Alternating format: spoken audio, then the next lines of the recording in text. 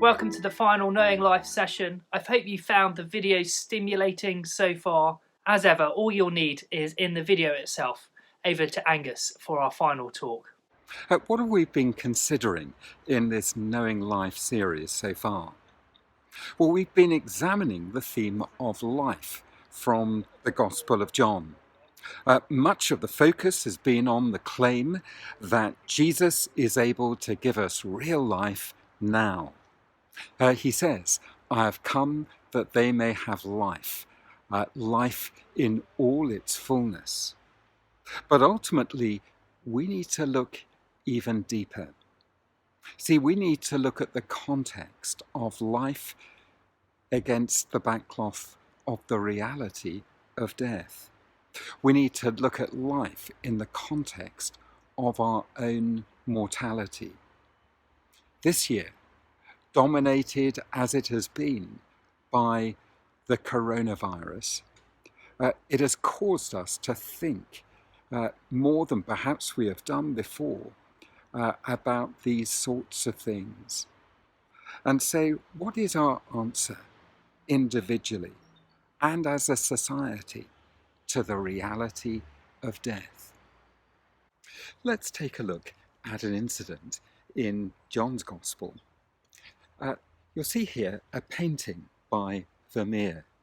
It's Jesus at the house of Martha and Mary in a place called Bethany. But Martha and Mary also have a brother, Lazarus. Now, in John chapter 11, we hear first that Lazarus is ill. That's John chapter 11 and then little number verse 1. We then hear a little bit later that he has died. John chapter 11, little number 17. Having set the scene for what happens, I'm now going to ask 3 questions. First, how does Jesus handle death? Secondly, what does Jesus say? And then thirdly, what does Jesus do? So how does Jesus handle death? Well, the first thing to say is that Jesus is full of empathy and sorrow. Even though he knows what he is going to do, he's still profoundly moved by the scene that awaits him. In the shortest verse in the Bible, little number 35, we read, "Jesus wept." That shows that Jesus doesn't dismiss death as irrelevant. He knows how it fractures all relationships and causes great sorrow. Then, a little later, little number 38, it says Jesus was deeply moved. It's a word that actually describes, well, almost anger at what death has done. Again, that shows that Jesus doesn't dismiss death as something that is imaginary.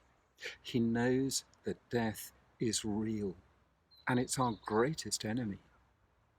When politicians or health officials talk about the battle against COVID, well, they're right to use that language. It is a battle. But even if we avoid COVID or recover from it, it's a battle that we cannot ultimately win. One day, we all have to face death. So, what does Jesus say? Well, I'm going to read at little number 25. This is still John chapter 11. Jesus said, "I am the resurrection and the life. The one who believes in me will live, even though they die." Now, what is Jesus saying? Well, he's saying that there is a way through death. How is this possible? Well, because Jesus is the resurrection and the life. I've only watched a few episodes of the television program The Repair Shop. Sometimes an item is brought in which looks completely beyond repair. It's only fit to be thrown away. Yet, amazingly, treasured articles are brought back to life and then reunited with their owners, often bringing tears of joy. Doctors can help when illness overtakes us, but the only person who can help us when death overtakes us is the resurrected Jesus Christ. Only He can raise us to new physical life beyond the grave. So what do we need to do? Well, Jesus says we need to believe in Him, or to put it another way, we need to put our confidence in Him. It's a bit like catching a long-haul flight late in the evening.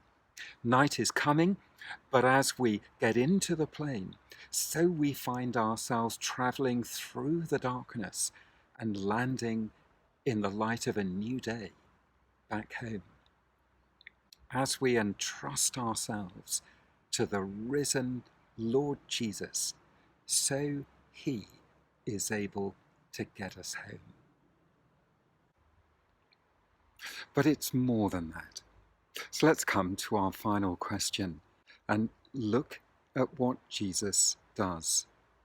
You see, at the end of this incident, He stands in front of Lazarus's tomb. At little number 43, it says, Jesus called out in a loud voice, "Lazarus, come out." And the dead man came out. Well, what an amazing miracle has happened. And in the next chapter, we see the crowds queuing up to have a look at Lazarus. And then, of course, at the very end of the gospel account, after Jesus' crucifixion, we see Jesus rising from the dead himself. This is the crucial event which underpins the Christian faith.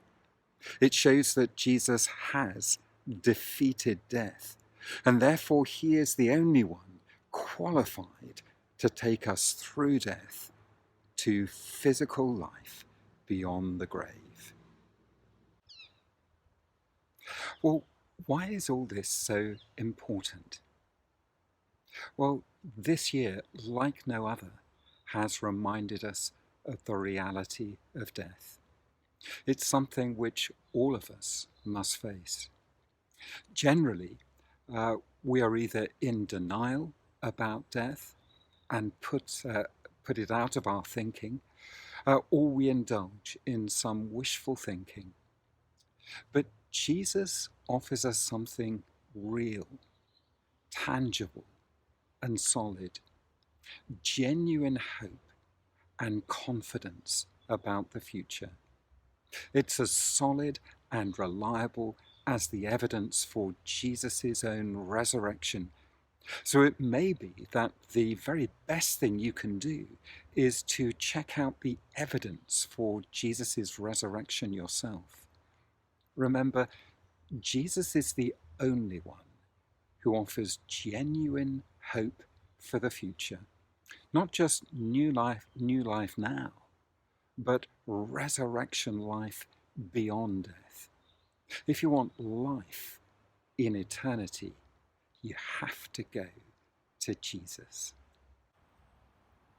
As we come to the end of this short video clip, I've got a couple of discussion questions that you may like to use. 1. In general, how does our society handle the thought of death? 2. How can we be sure that the resurrection of Jesus actually happened? 3. What's stopping me putting my confidence in Jesus?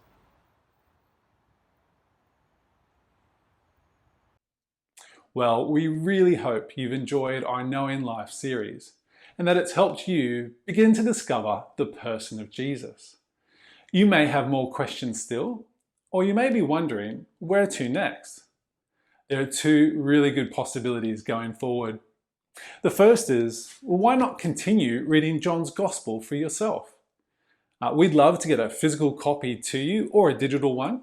And all you need to do is to ask the person who sent you this video series or get in contact with us via the St. Nicholas Sevenoaks website. The other possibility is to, well, check us out on a Sunday. We are one church with 2 locations and multiple gatherings. We broadcast those to YouTube, and you'd be more than welcome to tune in. Every Sunday we look at what the Bible has to say about God and the life He offers in Jesus. You'd also be very welcome to check us out in person after lockdown. And there are more details at the St. Nicholas Sevenoaks website. Well, thank you for joining us, and we'll say bye for now.